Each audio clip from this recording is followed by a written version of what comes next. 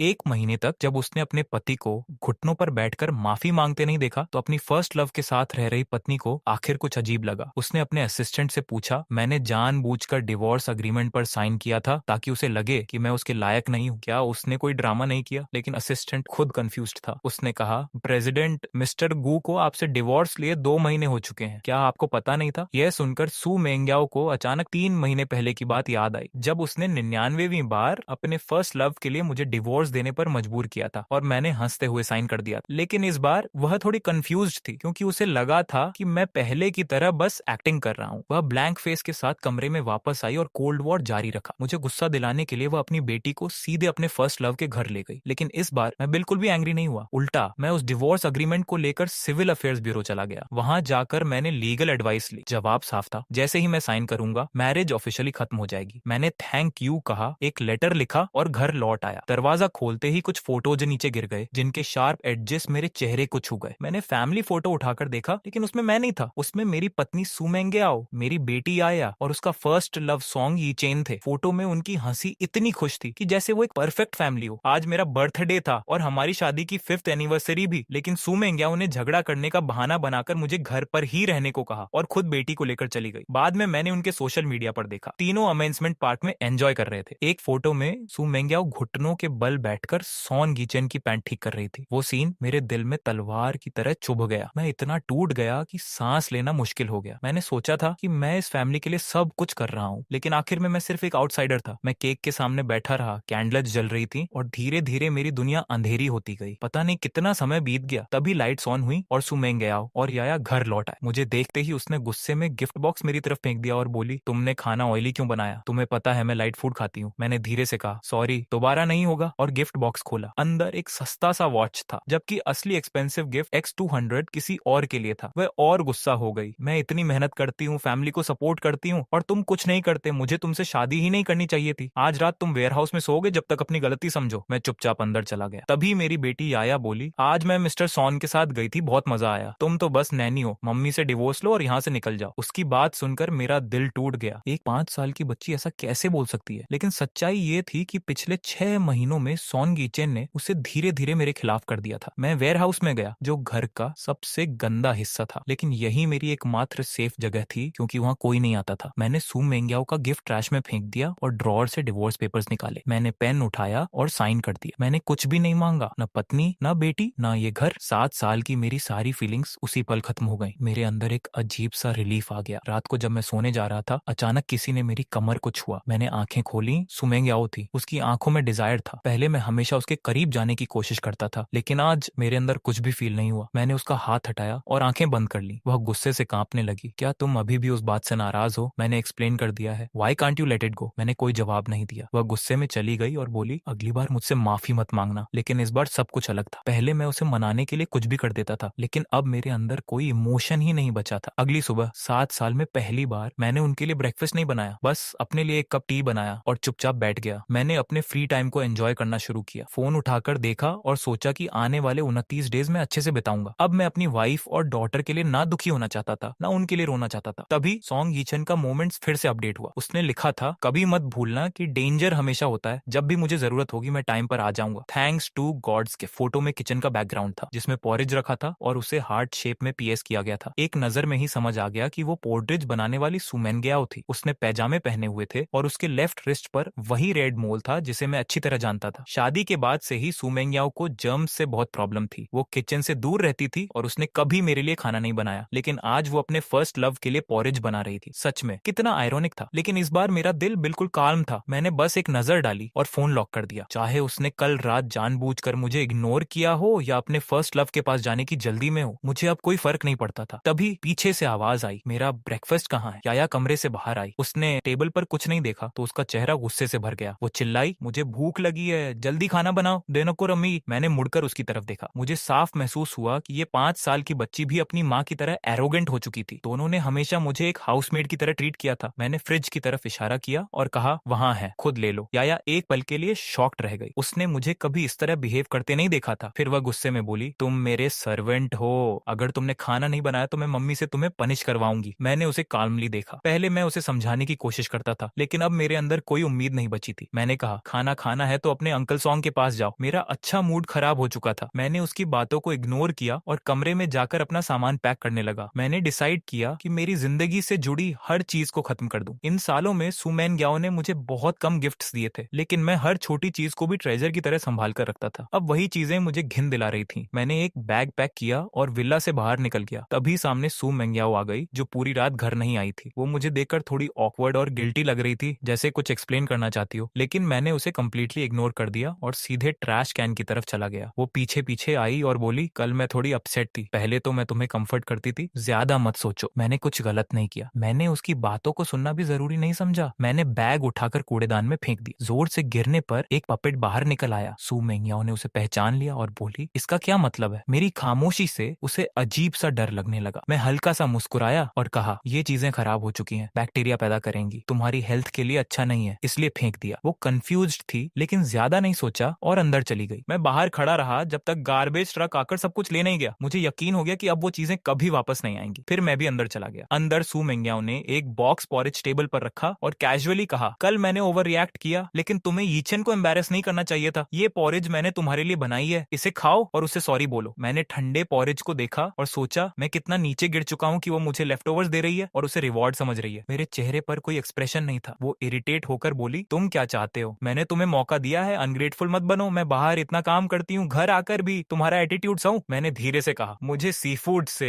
Allergy है। वो एक पल के लिए रुक गई, जैसे उसे याद आया हो, लेकिन फिर बोली, इतनी सी एलर्जी से तुम मरोगे नहीं, इतने नखरे क्यों? फिर गुस्से में उसने पॉरेज उठाया और जबरदस्ती मेरे मुंह में डाल दिया। मुझे उम्मीद नहीं थी कि वो इतना एक्सट्रीम कदम उठाएगी। मैंने कुछ घूंट निगल लिए और तुरंत उल्टी करने लगा। मुझे सांस लेने में दिक्कत होने लगी, गले में पानी भरने लगा और शरीर पर लाल रैशेज निकल आए। मैं जमीन पर गिर गया, तड़पता हुआ। लेकिन सू मेंग्याओ ने मुझे देखकर कहा, ड्रामा बंद करो, तुम रोज ये ट्रिक्स करते हो। क्या तुम खुद को यीचेन जैसा हैंडसम समझते हो? तुम अब बस एक बेकार इंसान हो। याया भी पास आई और मुझे लात मारते हुए हंसने लगी। मम्मी, अंकल सॉन्ग का बदला लो। सू मेंग्याओ ने कहा, घर पर रहकर अपनी गलती सोचो, अगली बार मैं इतनी सॉफ्ट नहीं रहूंगी। और वो अपनी बेटी को लेकर चली गई, बिना पीछे देखे। पूरा विला शांत हो गया। बाहर हवा की आवाज गूंज रही थी। मैं सांस के लिए स्ट्रगल कर रहा था। अपनी आखिरी ताकत से मैंने खुद को संभालने की कोशिश की, लेकिन 10 मिनट बाद मैं बेहोश हो गया। जब मेरी आंख खुली, मैं हॉस्पिटल के वार्ड में था। मैंने दवाइयों की स्मेल महसूस की और समझ गया कि मैं बच गया हूँ। लेकिन सू मेंग्याओ का वो कोल्ड बिहेवियर याद आते ही दिल फिर भारी हो गया। मैं मरने के लिए वहीं पड़ा था और वो बिना देखे चली गई। ये सोचकर भी दर्द होता था, लेकिन अब सिर्फ 28 डेज बाकी थे। मैं पूरी तरह रिकवर होकर ऐसी जगह जाऊंगा जहाँ कोई टॉक्सिक वुमन ना हो, जहाँ सामने सी हो और लाइफ पीसफुल हो। मैं हॉस्पिटल में 3 दिन रहा। इन 3 दिनों में सू मेंग्याओ का एक भी कॉल नहीं आया, लेकिन इस बार मुझे दुख नहीं हुआ, बल्कि मैं हल्का और आजाद महसूस कर रहा था, क्योंकि अब मुझे उस दिलहीन माँ बेटी की सेवा नहीं करनी। अब मुझे उस घिनौनी फैमिली को देखने की जरूरत नहीं थी। और सच कहूं तो ये एहसास अच्छा लग रहा था। डॉक्टर ने कहा कि अब मैं हॉस्पिटल से डिस्चार्ज हो सकता हूँ, लेकिन मैंने खुद को कंट्रोल करते हुए प्रैक्टिस जारी रखी। अगर मैं 20 डेज और हॉस्पिटल में रुक जाऊं तो मैं इस सिटी को हमेशा के लिए छोड़ सकता हूँ। जब मैं विला वापस आया तो वहां का हाल देखकर शॉक्ड रह गया। फर्श पर गिरा हुआ दूध सड़ चुका था, हवा में बदबू भरी हुई थी और मेरे खून के दाग काले पड़ चुके थे। साफ था कि कई दिनों से यहाँ कोई नहीं आया था। सू मेंग्याओ अपनी बेटी को लेकर अपने फर्स्ट लव के साथ बाहर गई हुई थी। तभी समझ आया कि उसने इतने दिनों तक मुझसे कांटेक्ट क्यों नहीं किया। वो जानबूझकर मुझे इग्नोर कर रही थी। पहले भी जब मैं उसकी बात नहीं मानता था तो वो ऐसे ही गायब हो जाती थी और मुझे मजबूर करती थी कि मैं घुटनों पर आकर माफी मांगू। लेकिन इस बार सब अलग था। मुझे वो मोमेंट याद आया जब उसने मुझे सी फूड पॉरेज खिलाया था और उसका कोल्ड चेहरा मेरी आंखों के सामने घूम गया। मुझे यकीन ही नहीं हुआ कि कोई इंसान इतना अगली दिल का भी हो सकता है। तभी सॉन्ग यीचेन का मोमेंट्स फिर से अपडेट हुआ। इस बार फोटो में वो तीनों सी के किनारे हाथ पकड़कर चल रहे थे। पहले होता तो मैं जल जाता, लेकिन अब मेरे दिल में कुछ भी फील नहीं हुआ। सच तो ये था कि वो तीनों एक परफेक्ट फैमिली लग रहे थे। मैंने सोचा मेरे चले जाने के बाद शायद सब बेहतर हो जाएगा और मैं खुद को दूर रखकर किसी को हर्ट नहीं करूंगा। फोन लॉक करते ही मुझे एक रिकॉर्डिंग मिली। उसमें सॉन्ग यीचेन की आवाज थी, याया तुम बीच पर अंकल के साथ आई हो, अगर तुम्हारे फादर को पता चला तो क्या वो एंग्री होंगे? याया हंसते हुए बोली, वो तो एक अगली नैनी है, उसे कोई हक नहीं कि वो मुझे कंट्रोल करे। मेरे स्कूल के दोस्तों के फादर्स हैंडसम है, लेकिन मेरा फादर तो एक क्रिपल है, मुझे शर्म आती है। उसकी आवाज में नफरत साफ सुनाई दे रही थी। सॉन्ग यीचेन ने फिर पूछा, तुम्हें अंकल ज्यादा पसंद है या फादर? याया एक्साइटेड होकर बोली, मुझे तो अंकल सॉन्ग ही पसंद है। मैं चाहती हूँ कि मेरे फादर जल्दी डिवोर्स ले लें और यहाँ से चले जाएं, ताकि अंकल सॉन्ग मॉम के साथ रह सके। मॉम भी आपको बहुत पसंद करती है और मैं भी। अंकल सॉन्ग, क्या आप मेरे नए फादर बनोगे? सॉन्ग यीचेन ने फेक शर्माते हुए कहा, ये ठीक नहीं है, अगर तुम्हारे फादर ने सुन लिया तो उन्हें दुख होगा। याया हंसते हुए बोली, अगर वो मर जाएं तो और अच्छा होगा। पिछले साल मुझे बचाने के लिए उन्होंने अपनी टांग खो दी थी, काश वो उसी वक्त मर जाते। अपनी बेटी की ये ये बातें सुनकर मैं अंदर से पूरी तरह टूट गया, लेकिन हैरानी नहीं हुई। ये साफ था कि ये सब उसे सिखाया गया था। सॉन्ग यीचन का एक और मैसेज आया, मेंग्याओ और उसकी बेटी दोनों अब मेरे कंट्रोल में है, तुम्हारी यहाँ कोई जगह नहीं है, निकल जाओ। मेरा दिल पूरी तरह टूट चुका था, लेकिन इस बार मैंने कोई रिएक्शन नहीं दिया। मैं समझ चुका था कि अब ये जिंदगी मेरी नहीं रही। मैंने अपनी सारी फीलिंग्स, अपनी पहचान, सब कुछ याया को दे दिया था और बदले में मुझे सिर्फ नफरत मिली। मैंने कैलेंडर देखा, अब सिर्फ 20 डेज बचे थे। इन 20 दिनों में मैंने डिसाइड किया कि मैं सिर्फ खुद के लिए जीऊंगा। मैंने सिटी के ऑलमोस्ट सारे फेमस प्लेसेस विजिट किए, फंजू, बाइली, लियूजियांग, जानियंग, लियू होसी और युंडिंग माउंटेन जाकर सनराइज देखा। लियूजियांग नदी में बोट पर खड़े होकर नेचर का मजा लिया। तभी मुझे एहसास हुआ कि जो जिंदगी मैं अब तक जी रहा था वो जिंदगी नहीं थी, वो सिर्फ स्लेवरी थी। मैं अपनी लाइफ का कंट्रोल खुद नहीं कर पा रहा था, ना टाइम का, ना अपने डिसीजंस का। युंडिंग माउंटेन से लौटने के बाद मैंने एक हाई एंड रेस्टोरेंट चुना जो लेक साइड पर था। शादी के इतने सालों में सुमेनग्याओ ने कभी मुझे कहीं बाहर नहीं ले जाया। मैं हमेशा पैसे बचाता रहा, उसके लिए सैक्रिफाइस करता रहा। आज पहली बार मैंने खुद के लिए बेस्ट विंडो सीट चुनी, लेक व्यू एंजॉय किया, डिलिशियस फूड खाया और लगा कि यही असली लाइफ है। लेकिन ये फीलिंग ज्यादा देर नहीं टिक सकी, क्योंकि तभी रेस्टोरेंट में सू मेंग्याओ, सॉन्ग यीचन और याया अंदर आए। उनकी एंट्री से सबका अटेंशन उनकी तरफ चला गया। सॉन्ग यीचन हैंडसम था, याया क्यूट थी और सू मेंग्याओ कॉन्फिडेंट दिख रही थी। उनके कुछ जान पहचान वाले लोग भी वहां थे जो मजाक में बोले, मिस्टर सू, आपका हस्बैंड तो बहुत हैंडसम है, आप उसे बाहर क्यों नहीं लाती? सू मेंग्याओ थोड़ा शर्माई और सॉन्ग यीचन की तरफ देखा, लेकिन कुछ डिनाई नहीं किया। सॉन्ग यीचन सबके साथ कंफर्टेबली बात कर रहा था, जैसे वो ही उसका असली पार्टनर हो। मैं दूर बैठकर ये सब काल्मली देख रहा था। मेरे अंदर कोई इमोशन नहीं था। मैंने बस वाइन का ग्लास उठाया और धीरे धीरे घुमाने लगा। फिर अचानक सॉन्ग यीचन की नजर मुझ पर पड़ी। उसकी आंखों में चमक आ गई। वो सू मेंग्याओ के करीब आकर बोला, इन दिनों तुम्हारी वजह से सब आसान हो गया। Thank you. सू मेंग्याओ सॉफ्टली बोली, यीचन ऐसा मत कहो, हम इतने फॉर्मल क्यों हो रहे हैं? सॉन्ग यीचन ने जानबूझकर डिस्टेंस कम किया और उसके बहुत करीब आ गया। सू मेंग्याओ की हार्ट बीट तेज हो गई। तभी उनके दोस्तों ने चिल्लाना शुरू किया, किस किस। याया भी क्लैप्स करते हुए बोली, मॉम जल्दी करो।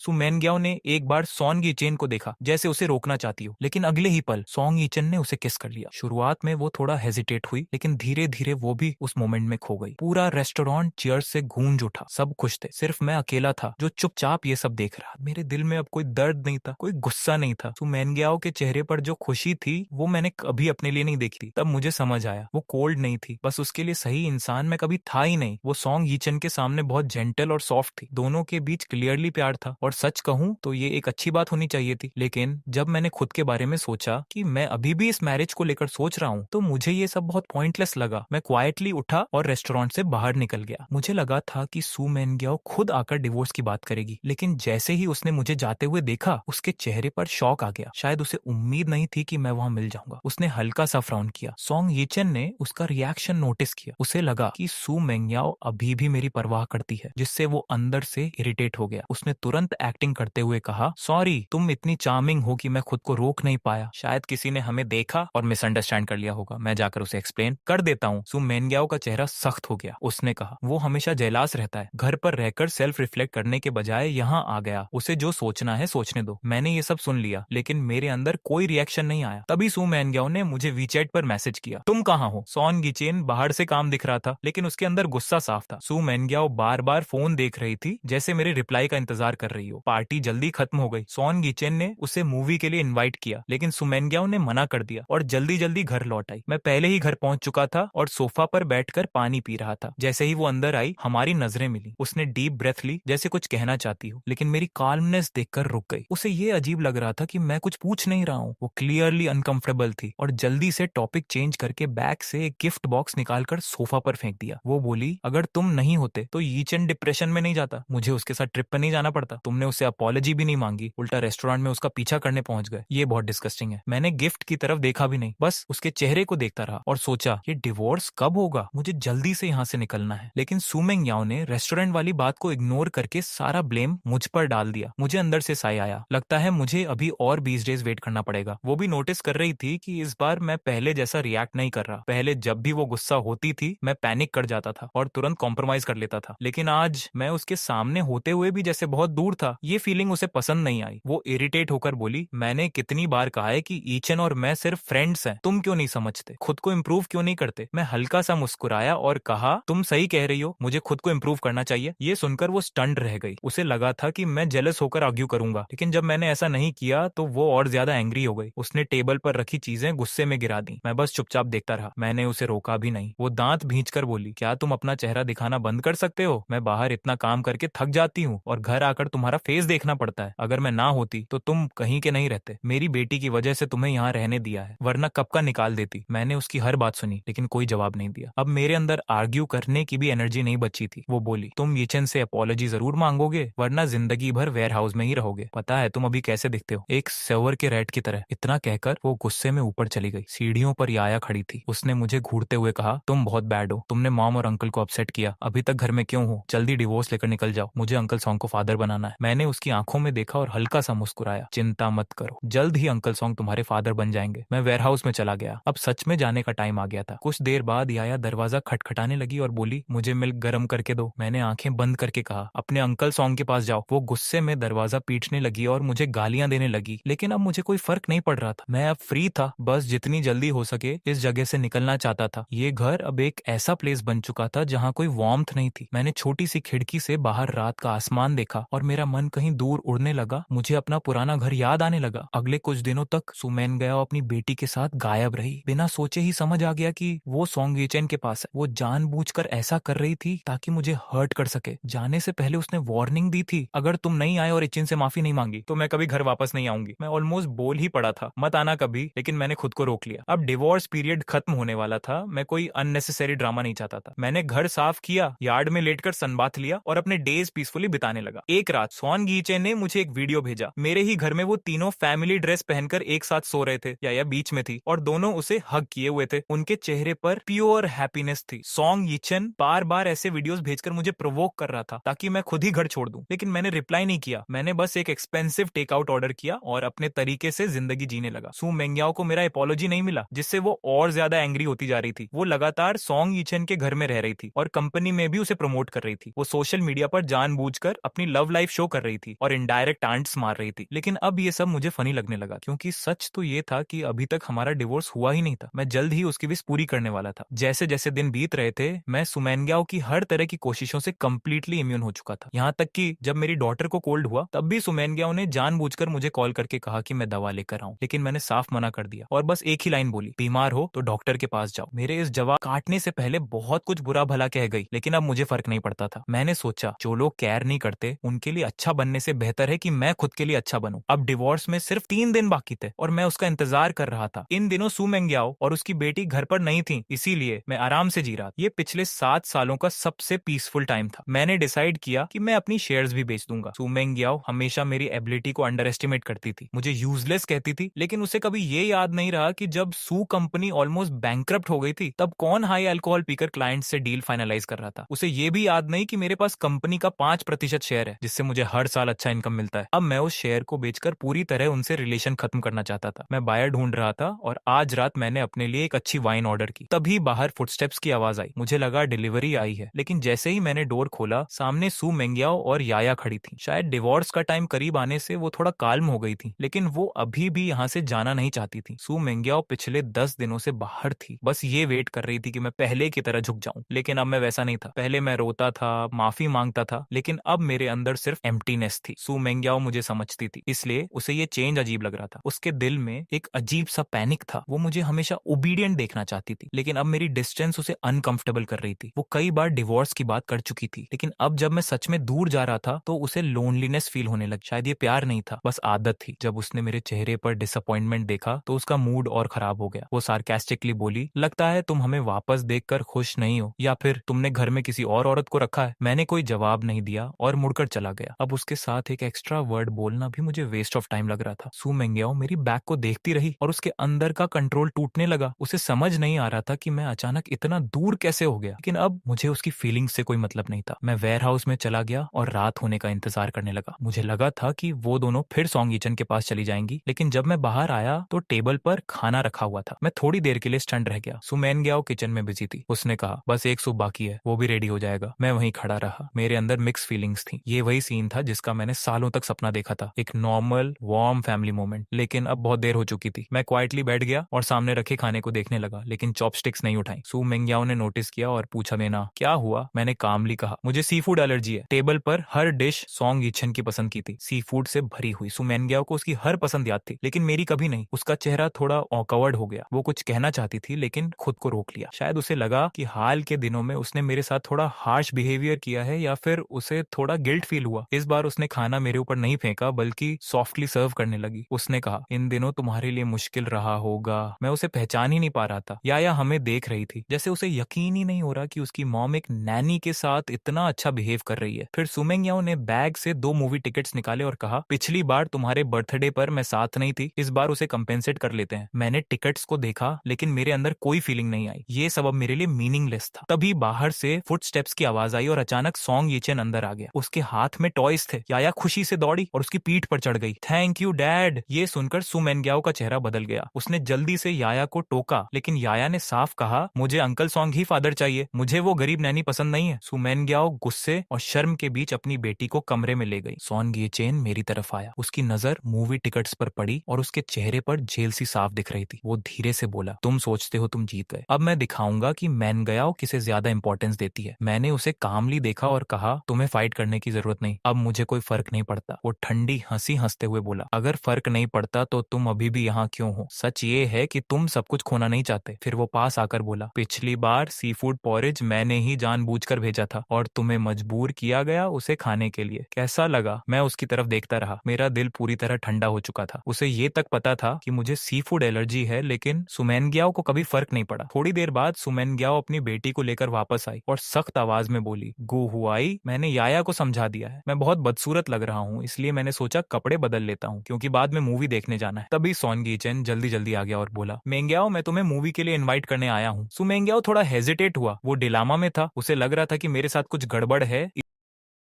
चाहता था, उसे डर था कि अगर वो फिर से सॉन्ग यीचेन की साइड लेगा तो शायद मैं उसे छोड़ने के लिए कह दूं। और भले ही उसके पास कंट्रोल था, लेकिन वो मुझे जाने के लिए मजबूर नहीं कर सकता था। थोड़ी देर सोचने के बाद उसने सिर हिलाया और बोला, नेक्स्ट टाइम मैंने पहले ही गु हुआई से प्रॉमिस किया है। इतना कहकर वो ऊपर कपड़े बदलने चला गया। यह सुनकर सॉन्ग यीचेन का चेहरा बदल गया। उसे गुस्सा आ गया क्योंकि पहले सु मेंग्याओ उसकी हर बात मानता था, लेकिन इस बार उसने मना कर दिया जिससे उसे खतरा महसूस हुआ। उसने मुझे घूरकर पूछा, तुमने क्या किया? मुझे उसे जेलसी करने की कोई जरूरत नहीं। एक ऐसे आदमी के लिए मैं अपनी एनर्जी वेस्ट नहीं करना चाहता था, लेकिन मेरी चुप्पी उसे प्रोवोक कर रही थी। अचानक उसका एक्सप्रेशन पागलपन जैसा हो गया। उसने टॉय बैग से एक डिब्बा निकाला जिसमें सी फूड पॉरेज था। उसने बिना कुछ कहे उसे मेरे मुंह में ठूंस दिया। मैंने तुरंत उल्टी कर दी, लेकिन मेरी एलर्जी बहुत फास्ट रिएक्ट करती है। गले में सूजन और बबल जैसे बनने लगे और पूरे शरीर पर लाल दाने निकल आए। इस बार हालत पहले से भी ज्यादा खराब थी। मुझे सांस लेने में दिक्कत हो रही थी और मैं जमीन पर कांप रहा था। सॉन्ग यीचेन हंसते हुए बोला, अब दिखाता हूँ मेंग्याओ किसकी ज्यादा परवाह करता है, और खुद भी जमीन पर गिरकर एक्टिंग करने लगा। जब सु मेंग्याओ नीचे आया तो उसने सॉन्ग यीचेन को चिल्लाते और तड़पते देखा। उसका चेहरा बदल गया। उसने मुझे भी देखा। मैं लाल दानों से भरा हुआ था और सांस नहीं ले पा रहा था, और दूसरी तरफ उसका पहला प्यार सिर पकड़कर रो रहा था। वो समझ नहीं पा रहा था क्या करे। मैं घुटने वाला था। डॉक्टर पहले ही कह चुका था कि अगर मुझे फिर से एलर्जी हुई तो जान का खतरा है। मैंने दांत भींच कर कहा, मेंग्याओ मुझे हॉस्पिटल ले जाओ वरना मैं मर जाऊंगा। उसने जल्दी से सिर हिलाया और फोन निकाला, लेकिन तभी सॉन्ग यीचेन जोर से चिल्लाया, मेंग्याओ मुझे बहुत दर्द हो रहा है, मैं जीना नहीं चाहता, मेरा सिर फटने वाला है। याया ने मेरी तरफ इशारा करके कहा, माम इसने अंकल सॉन्ग को प्रोवोक किया था, इसलिए वो बीमार हो गए। ये अब एक्टिंग कर रहा है, पहले अंकल सॉन्ग को हॉस्पिटल ले चलते हैं। सु मेंग्याओ का चेहरा गुस्से से भर गया। उसने मुझे देखकर कहा, तुमने मुझे निराश किया। मैं तुम्हारे लिए सब ठीक करना चाहता था, लेकिन अब इसकी जरूरत नहीं है। उसने मेरी कोई बात नहीं सुनी और तुरंत सॉन्ग यीचेन को लेकर चला गया। जाते समय उसकी आंखों में गुस्सा था, लेकिन सॉन्ग यीचेन की तरफ देखते ही उसके चेहरे पर केयर और प्यार आ गया। मैं जमीन पर पड़ा छत को देख रहा था, अंदर से पूरी तरह टूट चुका था। जब याया ने सच को झूठ में बदल दिया, मेरी दुनिया अंधेरे में डूब गई। सु मेंग्याओ मुझे घर पर छोड़कर चला गया जैसे मैं मर ही चुका हूँ। मैंने खुद से पूछा, मैंने उससे उम्मीद क्यों रखी? किसी तरह हिम्मत जुटाकर मैं वेयर हाउस तक गया। पिछली बार डॉक्टर की दी हुई मेडिसिन निकाली और खा ली, तब जाकर सिम्टम्स थोड़े कंट्रोल हुए। मैंने अपनी जान बचाने के लिए एम्बुलेंस को कॉल किया और फिर बेहोश हो गया। जब होश आया तो सामने वही डॉक्टर था। मैंने हल्की सी कड़वी हंसी दी। डॉक्टर वांग ने डांटते हुए कहा, आजकल के यंग लोग अपनी लाइफ को मजाक समझते हैं। मैंने कुछ नहीं कहा, बस खिड़की के बाहर देखने लगा और धीरे धीरे आंखें बंद कर ली। डिवोर्स का कूलिंग पीरियड खत्म होने वाले दिन मैं हॉस्पिटल से डिस्चार्ज हो गया। सु मेंग्याओ का कोई कॉल नहीं आया। शायद वो सॉन्ग यीचेन का ख्याल रख रहा था। मैं घर लौटा। फ्लोर पर पड़ा वही सी फूड पॉरेज सूख चुका था, जैसे मेरा मजाक उड़ा रहा हो। मैं बिना एक्सप्रेशन के वेयर हाउस गया। पहले से तैयार किए पैसे उठाए और डिवोर्स पेपर्स टेबल पर रख दिए। फिर मैं जल्दी से बस स्टेशन पहुंचा। पहले से खरीदा हुआ टिकट निकाला और बस में पीछे जाकर खड़ा हो गया। तभी फोन बजा। सु मेंग्याओ मेंग्याओ गुस्से में चिल्लाया, गू हुआए, तुम बहुत घटिया हो, तुमने सॉन्ग ईचन को डिप्रेशन में डाल दिया और खुद छिप गए। अगर तुम वापस आकर माफी नहीं मांगते तो मैं तुम्हें डिवोर्स दे दूंगा। मैं हल्का सा हंसा और कहा, जैसा तुम चाहो। पास में अनाउंसमेंट की आवाज आ रही थी। उसने घबरा कर पूछा, तुम कहाँ हो? लेकिन मैंने कॉल काट दिया, सिम कार्ड निकाल कर डस्टबिन में फेंक दिया और लग्जरी लेकर आगे बढ़ गया। बस से उतरते ही मैं जल्दी से टैक्सी लेकर अपने पुराने घर पहुंचा, जो समुद्र के किनारे एक छोटे से टाउन में था। मेरे पेरेंट्स पहले ही गुजर चुके थे। घर में घास फूस उगाई थी। मैंने कंस्ट्रक्शन टीम बुलाकर उसे रेनोवेट कराया। 1 महीने में घर तैयार हो गया। भले ही वो पहले वाले विला जितना लग्जूरियस नहीं था, लेकिन वो पूरी तरह मेरा था। अब मुझे रोज सुबह 5 बजे उठकर ब्रेकफास्ट नहीं बनाना था, रात में सूप नहीं बनाना था, गलती होने पर पनिशमेंट नहीं मिलनी थी या वेयर हाउस में नहीं रहना था। अब मुझे किसी के लिए जबरदस्ती खाना नहीं बनाना था और ना ही इंसल्ट सहना था। मैं एक वार्म बेड पर लेटा खिड़की से बाहर बच्चों को खेलते देखा। आसमान में सीगल्स उड़ रहे थे। हर तरफ फ्रीडम महसूस हो रही थी। मैंने कभी नहीं सोचा था कि मैं समुद्र के पास ऐसी जिंदगी जी पाऊंगा। दिन ऐसे ही आराम से गुजरने लगे। मैं सोता, आराम करता, अपनी नींद पूरी करता, सुबह उठकर चाय पीता और आसमान देखता। ऐसे ही आधा महीना निकल गया। जब मैंने खुद को मिरर में देखा तो मेरा चेहरा हेल्थी और एनर्जी से भरा था। सू मेंग्याओ को छोड़ने के बाद की जिंदगी सच में शानदार थी। मैंने धीरे धीरे खुद को संभाला। सुबह एक्सरसाइज करने लगा, ताई ची करता, डिजाइन मैगजीन्स पढ़ता, क्योंकि पहले मैंने डिजाइन की पढ़ाई की थी, लेकिन सू मेंग्याओ की वजह से एक अच्छी कंपनी का ऑफर छोड़ दिया था। बाद में डिसेबिलिटी के कारण घर पर ही फिर से पढ़ाई की और अब मेरा काम थोड़ा बहुत फेमस भी होने लगा था। जब मैंने डिवोर्स अग्रीमेंट पर साइन किया तभी मैंने तय कर लिया था कि मैं अपने होम टाउन वापस जाऊंगा और वही करूंगा जो मुझे सच में पसंद है। लेकिन पिछले 1 महीने से मुझे हर दिन नाइटमेयर्स आने लगे थे। मैं सपना देखता था कि मुझे फिर से एलर्जी हो गई है और मैं जमीन पर पड़ा मौत का इंतजार कर रहा हूँ। घुटन का वो एहसास ऐसा लगता था जैसे किसी ने मेरा गला कसकर पकड़ रखा हो। लेकिन धीरे धीरे उस अंधेरे और डिस्पेयर के बीच मैंने अपनी नई लाइफ के रिदम को एक्सेप्ट करना शुरू कर दिया। अब मेरे दिमाग में सू मेंग्याओ की यादें भी कम होती जा रही थी, यहाँ तक कि पिछली रात उसका चेहरा भी धुंधला पड़ गया। पूरे 1 महीने मैंने खुद को हील किया और एक नॉर्मल लाइफ जीना शुरू किया। इस फ्रीडम और रीबर्थ की फीलिंग से इंस्पायर्ड होकर मैंने एक डिजाइन बनाया जिसका नाम रखा द सी, और पब्लिश होते ही उसे काफी फेम मिला। एक बड़े मीडिया आउटलेट ने इंटरव्यू के लिए कांटेक्ट किया, लेकिन मैंने मना कर दिया क्योंकि मैं बस क्वाइटली क्रिएट करना चाहता था। लेकिन जैसे जैसे लोगों को मेरा काम पसंद आने लगा, मेरी फेम छुपाना मुश्किल हो गया। वेबो पर मेरे लाखों फॉलोअर्स हो गए और डिजाइनर के तौर पर मेरी इनकम भी काफी बढ़ गई। मेरे पास पहले से सेविंग्स भी थी, इसलिए अब मैं आराम से एक केयर फ्री लाइफ जी सकता था। एक क्लाइंट को मेरा डिजाइन बहुत पसंद आया। वो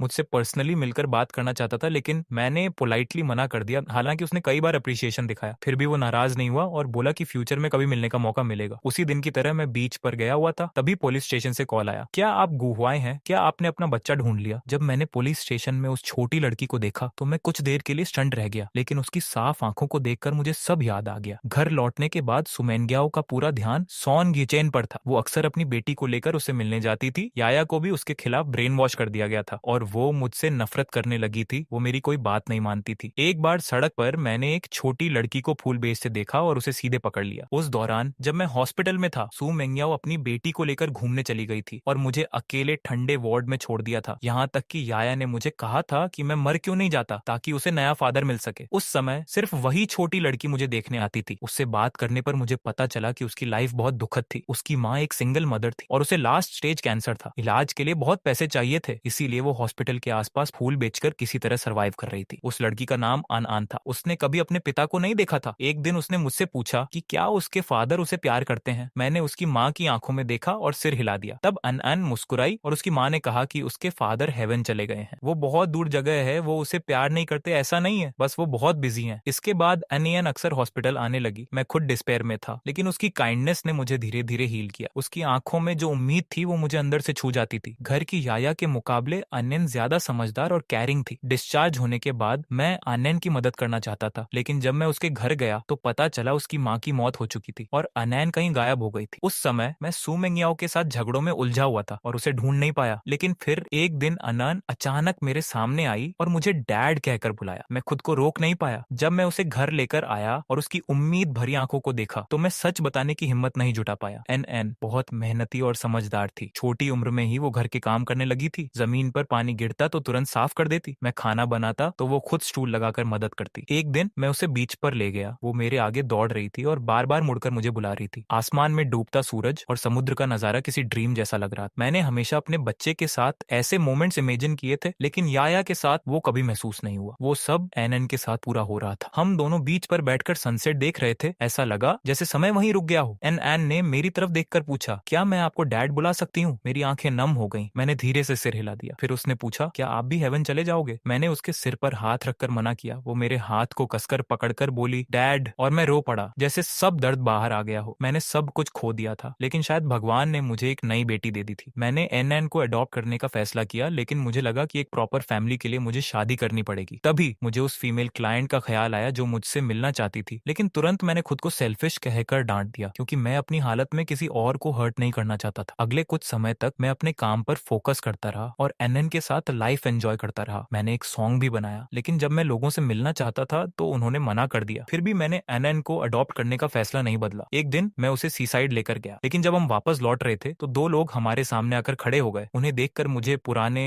याद आ गए। 4 महीने बाद मैंने सुमेनग्याओ और उसकी बेटी को फिर से देखा। मेरा दिल कस गया। मैं इंस्टिंक्टिवली वहां से जाना चाहता था, लेकिन एन का हाथ मेरे हाथ में था, जिसने मुझे रोक लिया। जब मैंने सुमेनग्याओ को देखा तो दिल में एक अजीब सा डर उठा, लेकिन धीरे धीरे वो भी खत्म हो गया। मैंने खुद से कहा, ये मेरा होम टाउन है, ये मेरा घर है, ये मेरी जिंदगी है। तभी सुमेनग्याओ ने गुस्से में कहा, बस हो गया तुम्हारा नाटक, सामान पैक करो और मेरे साथ घर चलो। उसकी आरोगेंट टोन सुनकर मुझे गुस्सा आ गया। मैंने उसकी तरफ देखा और कहा, सुमेनग्याओ, तुम्हें याद दिला दूं, हमें डिवोर्स हुए लगभग 5 महीने हो चुके हैं। वो बोली, मुझे पता है, तुम बस गुस्से में घर नहीं आए, तुम जेलस थे। अब मैं खुद तुम्हें लेने आई हूँ, तुम्हें फेस देने के लिए। तुम्हारा गोल पूरा हो गया, तुम्हें स्ट्रांग बनने का नाटक करने की जरूरत नहीं है। उसने मुझे बोलने का मौका ही नहीं दिया और सीधे आंगन में आकर इधर उधर देखने लगी। उसके चेहरे पर साफ गुस्सा था। उसने कहा, ये आंगन बहुत छोटा है, क्या 100 वर्ग मीटर भी है? तुम्हें बेकार के फूल पौधे लगाने और यहाँ पड़े रहने का शौक है। जब तुम वापस आओगे तो मैं तुम्हारे लिए 400 वर्ग मीटर का विला खरीद दूंगी, वहाँ जो चाहो कर लेना। अगर तुम्हें हाउस वर्क थकाऊ लगता है तो आगे बस आया और मेरा ख्याल रखना, बाकी सब नैनी कर लेगी। पहले वाला मैं होता तो उसकी ये बातें सुनकर गुस्सा आ जाता, लेकिन अब मुझे सिर्फ घिन आई। मैंने ठंडे स्वर में कहा, सुमेनग्याओ, तुम्हें इंसानों की भाषा समझ नहीं आती क्या? हमारा डिवोर्स हो चुका है, अब हमारा कोई रिश्ता नहीं है, इसीलिए अभी के अभी यहाँ से निकल जाओ। उसका चेहरा तुरंत बदल गया। वो यूं मुझे घूरने लगा। पहले थोड़ा इम्पेशेंट था, फिर भी हिम्मत करके मुझे समझाने लगा। तभी पास खड़ी आया बोली, वो अब भी उसी एटीट्यूड में थी। उसकी आवाज गुस्से और जहर से भरी थी। मेरी मॉम खुद हमें लेने आई है, अगर तुमने हमें रोका तो हम नाराज हो जाएंगे। तुम्हें मेरे घर में कदम रखने की हिम्मत नहीं होनी चाहिए। जब मैंने तुरंत जवाब नहीं दिया तो याया ठंडी हंसी हंसी और आंगन में लगे सनफ्लावर को लात मारकर कुचल दिया, जैसे कोई छोटा शैतान हो। उसकी इस हरकत से अनन डर गई। उसका शरीर कांपने लगा। मैंने तुरंत आनन को गले लगाया और उसे शांत करते हुए कहा, डर मत, पापा यहीं हैं। उसकी माँ की मौत के बाद उसे एक क्रिमिनल ने किडनैप कर लिया था, जिससे उसे गहरा ट्रॉमा हुआ था। मैंने काफी समय लगाकर उसकी थेरेपी करवाई थी, तब जाकर वो थोड़ी नॉर्मल हुई थी। तभी सुमेनग्याओ की माँ अंदर आई और हमेशा की तरह घमंडी अंदाज में खड़ी हो गई, जिससे मुझे और गुस्सा आया। याया ने देखा कि मैं किसी और बच्चे का ज्यादा ख्याल रख रहा हूँ, तो वो भड़क गई और अनन की तरफ उंगली दिखाकर जोर से चिल्लाई, ये कौन है? उसकी डरावनी आंखों से अनन फिर सहम गई। मेरा दिल ठंडा पड़ गया। मैंने सख्ती से कहा, चुप हो जाओ। याया ने मुझे कभी इतना सख्त नहीं देखा था। वो तुरंत पटाखे की तरह फट पड़ी, चेहरा लाल हो गया और अनन को मेरे हाथों से खींचने लगी, जैसे कोई पागल छोटी लेपर्ड हो। मैं जल्दी से पीछे हट गया। वो चिल्लाई, ये कौन सी बदचलन है? इसे नीचे उतारो, तुम इसे गोद में नहीं ले सकते, तुम सिर्फ मेरे हो, तुम सिर्फ मेरे लिए अच्छे रह सकते हो, किसी और के लिए नहीं। सुना तुमने? मैं चुपचाप उसकी बातें सुनता रहा। हर शब्द मेरे दिल को चाकू की तरह चीर रहा था। मैंने आंखें बंद कर ली। याया फिर से एनएन पर हमला करने दौड़ी, लेकिन इस बार मैं खुद को रोक नहीं पाया और मैंने उसे जोर से थप्पड़ मार दिया। उस आवाज से पूरा आंगन गूंज उठा। सुमेनग्याओ की माँ भी चौंक गई। सुमेनग्याओ ने मुझे देखकर कहा, गु हुआई, तुम पागल हो गए हो? वो तुम्हारी बेटी है, तुमने एक आउटसाइडर के लिए उसे मारा? याया मेरी ठंडी आंखों से डर गई और जोर जोर से रोने लगी। मैंने गहरी सांस ली, लेकिन मेरी सांसें अभी भी भारी थी। मैंने कहा, क्या तुमने कभी ऐसी बेटी देखी है जो अपने बाप को नैनी कहे? तुम लोग कायर हो। मैंने सुमेनग्याओ को जवाब देने का मौका भी नहीं दिया और आगे कहा, जिस दिन हमारा डिवोर्स हुआ उसी दिन से मैं तुम्हारे सु फैमिली का गुलाम नहीं रहा। मैं कोई कचरा नहीं हूँ जिसे तुम कंट्रोल कर सको। सुमेनग्याओ, अपनी बेटी को ठीक से संभालो, बाहर बिना मैनर्स का बच्चा जिंदा नहीं रह पाता। और आखिरी बार वार्निंग दे रहा हूँ, हमारा डिवोर्स हो चुका है। तुम किस हक से मुझे वापस आने को कह रही हो? ऐसा मत दिखाओ जैसे मैं तुम्हारे बिना जी नहीं सकता। तुम खुद जानती हो कि सु फैमिली को खड़ा करने में मेरा कितना योगदान है। अब तुरंत यहाँ से चली जाओ, वरना मैं पुलिस बुला लूंगा। सुमेनग्याओ मुझे घूरती रही, जैसे उसके दिल पर जोर का झटका लगा हो। उसकी आंखों में एक अजीब सा पैनिक था, जैसे उसे पहली बार एहसास हुआ हो कि मैं सच में उसे छोड़ चुका हूँ। वो जानती थी कि इस दुनिया में सबसे ज्यादा मैंने ही उसे प्यार किया था। 7 साल तक सब कुछ सहा था और इसी वजह से वो बेखौफ हो गई थी, क्योंकि उसे लगता था कि मैं कभी उसे छोड़कर नहीं जाऊंगा। लेकिन आज मेरी ठंडी आवाज ने हमारे बीच दूरी साफ दिखा दी। सुमेनग्याओ हमेशा से घमंडी थी, खासकर मेरे सामने, लेकिन इस वक्त उसका पूरा शरीर घबराहट में था। चेहरा फीका पड़ गया था, आवाज तेज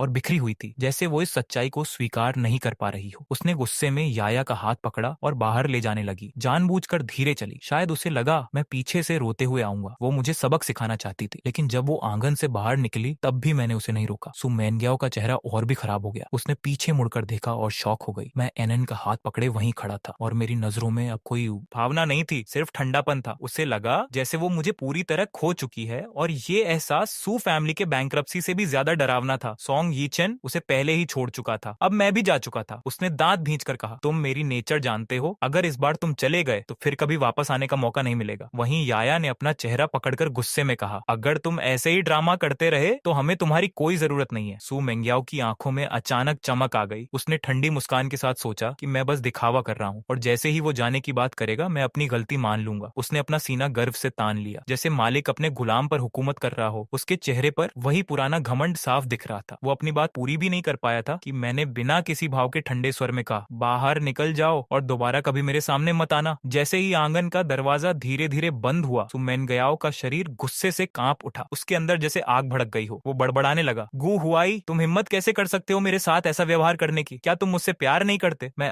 अन को लेकर अंदर चला गया और एक आखिरी बार पीछे मुड़कर देखा। सू मेंग्याओ बाहर खड़ा था, जैसे कोई बेजान लकड़ी का टुकड़ा हो, दिमाग पूरी तरह खाली। तभी आया गुस्से में चिल्लाई, तुम बहुत घटिया हो, बेशर्म हो, अब कभी हमारे घर में कदम मत रखना। सू मेनग्याओ अपनी बेटी को सख्ती से समझाने लगा, लेकिन मैंने उसकी तरफ ध्यान नहीं दिया। उसी दौरान मैंने टाउन में एक फीमेल क्लाइंट से मिलने का फैसला कर लिया, क्योंकि मैं एनएन को एक प्रॉपर घर देना चाहता था। समुद्र के किनारे एक छोटा सा कैफे खोलने का सपना था। जब मैं कैफे पहुंचा और खिड़की के पास बैठी क्लाइंट को देखा तो मुझे लगा शायद मेरा प्लान सफल नहीं होगा। वो लड़की बहुत कॉन्फिडेंट और थोड़ी एरोगेंट लग रही थी, बिल्कुल एक टिपिकल बिजनेस वुमन जैसी नहीं, बल्कि उसमें एक स्ट्रॉन्ग आर्टिस्टिक वाइब थी। धूप की रोशनी में मैंने अपने टूटे हुए पैर को देखा और अंदर ही अंदर एक अजीब सा एहसास आया। तभी वांग शोलियन भी वहां आया और सामने बैठी लड़की शूजी ने सिर उठाकर मुझे देखा। जैसे ही मैं कैफे में दाखिल हुआ, शूजी ने एक नजर में मुझे ऑब्जर्व कर लिया। वो क्यूरियस थी कि आखिर द सी जैसा खूबसूरत डिजाइन बनाने वाला इंसान कैसा होगा। उसने मेरे काम की बहुत तारीफ की थी और कई बार रिजेक्ट होने के बावजूद वो मुझसे मिलना चाहती थी। उसे लगता था कि इतना गहरा काम करने वाला इंसान जरूर बहुत एक्सपीरियंस्ड और स्ट्रांग होगा, लेकिन उसे उम्मीद नहीं थी कि मैं उसी की उम्र का एक साधारण इंसान निकलूंगा। बातचीत शुरू हुई तो मुझे पता चला कि शू जी ना सिर्फ खूबसूरत है, बल्कि डिजाइन के बारे में उसकी सोच भी बहुत यूनिक है। हम द सी की क्रिएशन के बारे में बात कर रहे थे और मुझे पता ही नहीं चला कि वो कब से ठुड्डी पर हाथ रखकर मुझे देख रही थी। कभी उसकी नजरों में अप्रिशिएशन होता तो कभी वो ऐसे आइडियाज देती जो मुझे सोचने पर मजबूर कर देते। धीरे धीरे वक्त कब निकल गया पता ही नहीं चला। दोपहर से शाम हो गई। मैंने घड़ी देखी और जल्दी से उठकर कहा कि मुझे जाना होगा। यू जी को लगा शायद मुझे कोई जरूरी काम है, इसलिए उसने खुद मुझे छोड़ने का ऑफर दिया। जब उसकी कार किंडरगार्टन के सामने रुकी और उसने मेरी गोद में एनएन को देखा, तब उसे समझ आया कि मैं इतनी जल्दी में क्यों था। मैं अपनी बेटी को लेने आया था। शू जी को लगा था कि एक फेमस डिजाइनर शायद दुनिया से अलग रहता होगा, लेकिन उसे क्या पता था कि द सी का क्रिएटर एक साधारण इंसान है जो एक छोटी बच्ची की देखभाल करता है। उस पल उसके दिल में हल्का सा अफसोस भी आया कि शायद मैं पहले से मैरिड हूँ, लेकिन ये सोचते ही उसका दिल तेज धड़कने लगा। पहली बार मिलने पर ऐसा एहसास क्यों हुआ, ये वो खुद नहीं समझ पा रही थी। उसने अपने इमोशंस को कंट्रोल किया। कार से उतरकर एनएन के पास आई। मैंने उसे इंट्रोड्यूस कराया। एनएन क्यूरियोसिटी से उसे देख रही थी और अचानक बोली, डैड क्या ये मेरी नई मॉम है? मैं शर्म से पानी पानी हो गया, जमीन में गड़ जाना चाहता था, लेकिन शू जी मुस्कुराई, झुककर एनएन से प्यार से मिली और फिर धीरे धीरे कार की तरफ बढ़ गई। मैं उनके पीछे पीछे चल रहा था और उन दोनों को देखकर एक पल के लिए ऐसा लगा जैसे कोई अधूरा सपना पूरा हो रहा हो, लेकिन अगले ही पल मैंने खुद को रियलिटी में वापस खींच लिया। मैं एक डिवोर्स्ड और डिसेबल्ड आदमी हूँ। शू जी जैसी लड़की के साथ मेरा कोई मुकाबला नहीं। जब हम छोटे से आंगन में लौटे, शू जी अनान के साथ खेलने लगी और मैं किचन में खाना बनाने लगा। बाहर उन्हें साथ देखकर ऐसा लग रहा था जैसे एक यंग कपल अपनी बेटी के साथ खुशहाल जिंदगी जी रहा हो, और मुझे लगा कि शायद एनन भी शू जी को पसंद करने लगी है। रात काफी देर तक हम जागते रहे। फाइनली मुझे थोड़ा फ्री टाइम मिला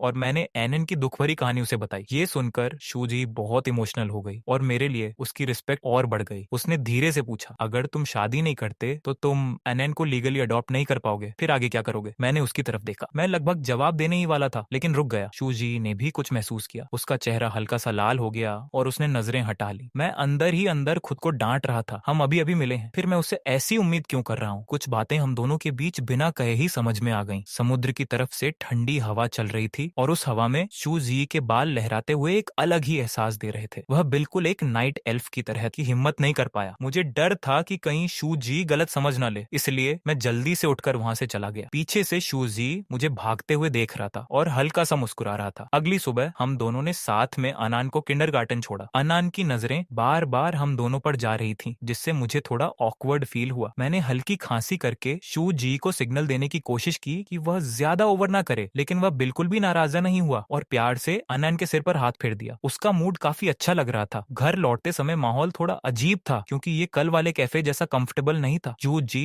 2 दिन तक हमारे छोटे से यार्ड में रुका और फिर चला गया। जिस दिन वह जा रहा था मेरा दिल नहीं मान रहा था, लेकिन मैं जानता था कि हम दोनों अलग अलग दुनिया से हैं, इसलिए मैंने कोई उम्मीद नहीं रखी। उसके जाने के बाद अनान बहुत उदास हो गया और मुझसे पूछा क्या आंट फिर से मुझसे मिलने आएंगी। मैं जवाब नहीं दे पाया, लेकिन उसके दिल को हर्ट नहीं करना चाहता था, इसीलिए मैंने बस सिर हिलाकर कहा हाँ शायद कल, जबकि अंदर से मुझे पता था कि शायद वह कभी वापस नहीं आएगी। जिंदगी धीरे धीरे फिर से नॉर्मल होने लगी, लेकिन अडॉप्शन डेडलाइन में सिर्फ आधा महीना बचा था। मुझे जल्दी से शादी करनी थी, वरना अनन को ऑर्फनेज भेज दिया जाता, जो मैं कभी एक्सेप्ट नहीं कर सकता था। इसलिए मैंने फिर से ब्लाइंड डेट्स पर जाना शुरू किया, लेकिन लोग मुझे देखते ही रिजेक्ट कर देते, क्योंकि मैं एक डिसेबल्ड इंसान था और ऊपर से मेरी हालत भी अच्छी नहीं थी। एक दिन मैं हमेशा की तरह अनान को स्कूल छोड़ने जा रहा था, तभी दरवाजा खोलते ही सामने सुमैन गयाओ और उसकी बेटी खड़ी थी। 1 महीने बाद वे फिर से इस सीसाइड टाउन में आई थी, लेकिन इस बार उनकी सोच पहले से काफी बदली हुई थी। लेकिन मेरे लिए उनके लिए सिर्फ इनडिफरेंस और डिसलाइक ही बचा था। सू मेंगयाओ का ठंडा एटीट्यूड अब थोड़ा नरम पड़ गया था, उसकी आवाज में सॉफ्टनेस थी। याया ने मेरी तरफ देखते हुए कहा डैड मुझे ठंड लग रही है, लेकिन मैं मुड़कर दरवाजा बंद करने ही वाला था कि सू मेंगयाओ ने जल्दी से हाथ बढ़ाकर कहा गु हुआई क्या हम बात कर सकते हैं। मैंने कोई जवाब नहीं दिया। मेरे अंदर उनके लिए एक स्ट्रॉन्ग रेजिस्टेंस था। पिछले साल की तकलीफों ने मुझे सिखा दिया था कि अब मुझे खुद से प्यार करना है, चाहे सू मेंगयाओ कुछ भी कहे। मैं अब वापस नहीं जा सकता था, मैं उन्हें छोड़कर आगे बढ़ चुका था। मैंने समय देखा, मुझे किसी को लेने जाना था। तभी सुमैन गयाओ ने धीमी आवाज में कहा पिछली बार मैंने ठीक से सोचा नहीं, ये जगह बहुत अच्छी है, घर भी बहुत वार्म है, तुम्हारे बिना घर बिल्कुल ठंडा लगने लगा है। उसकी आंखें लाल हो गईं और वह बोली मैंने तुम्हें कभी स्लेव नहीं समझा, बस तुम्हारी वैल्यू नहीं समझ पाई। तुम्हें बार बार हर्ट किया, लेकिन अब समझ आया है कि मैं तुम्हारे बिना नहीं रह सकती। मैंने सॉन्ग यीचेन से रिश्ता खत्म कर दिया है और याया को भी सिखाया है कि ग्रेटिट्यूड क्या होता है। गु हुआई हम दोनों एक दूसरे के लिए परफेक्ट हैं, प्लीज वापस आ जाओ, हम दोनों को तुम्हारी जरूरत है, मैं सब ठीक कर दूंगी। उसकी बातें सुनकर मेरे दिमाग में 10 साल पुरानी यादें घूमने लगी, जब हम एक ही यूनिवर्सिटी में पढ़ते थे। मैं एक छोटे से सी साइड टाउन का लड़का था, जबकि सुमेन ग्याओ एक रिच फैमिली की बेटी थी। उसके साथ सॉन गीचेन जैसा परफेक्ट बॉयफ्रेंड भी था, लेकिन एक बार उसने मेरी मदद की और मुझे उससे पहली नजर में प्यार हो गया। फिर ग्रेजुएशन के बाद उसकी फैमिली बैंकरप्ट हो गई, उसे छोड़ दिया गया और वह डिप्रेशन में चली गई। उस समय मैंने बिना सोचे उसके साथ रहने का फैसला किया। मैंने अपनी अच्छी जॉब ऑफर तक छोड़ दी और 2 साल तक उसकी केयर की। मैंने उसके लिए हर स्ट्रगल झेला, कॉन्ट्रैक्ट्स के लिए खुद को तकलीफ दी, डेट्स चुकाए, यहाँ तक कि अपने पेरेंट्स की सेविंग्स भी खर्च कर दी। आखिरकार वह मुझसे शादी करने के लिए मान गई, लेकिन मैं जानता था कि वह मुझसे प्यार नहीं करती। फिर भी मुझे लगा कि मैं अपने प्यार से उसे बदल दूंगा। लेकिन 7 साल का रिश्ता और 5 साल की शादी के बाद मैं पूरी तरह टूट गया। मुझे बार बार हर्ट किया गया, मैं 2 बार मौत के करीब पहुंच गया और इस सब की वजह मेरे सामने खड़ी वही इंसान थी। मैंने अपने अतीत को याद करने की हिम्मत नहीं की, क्योंकि वो सिर्फ दर्द देता था। मैं सोच रहा था कि डिवोर्स के बाद मुझे शांति मिलेगी, लेकिन सू मेंगयाओ मुझे अब भी छोड़ने को तैयार नहीं थी। मेरा शरीर कांपने लगा, मैं दीवार का सहारा लेकर खड़ा रहा। उसने घबराकर पूछा गु हुआई क्या हुआ। मैंने उसका हाथ झटक दिया और कहा मुझे मत छुओ, ये सब डिस्गस्टिंग है। मेरी बात सुनकर उसका चेहरा सफेद पड़ गया। उसे पता था कि मैं उससे नफरत करता हूँ, लेकिन इतनी ज्यादा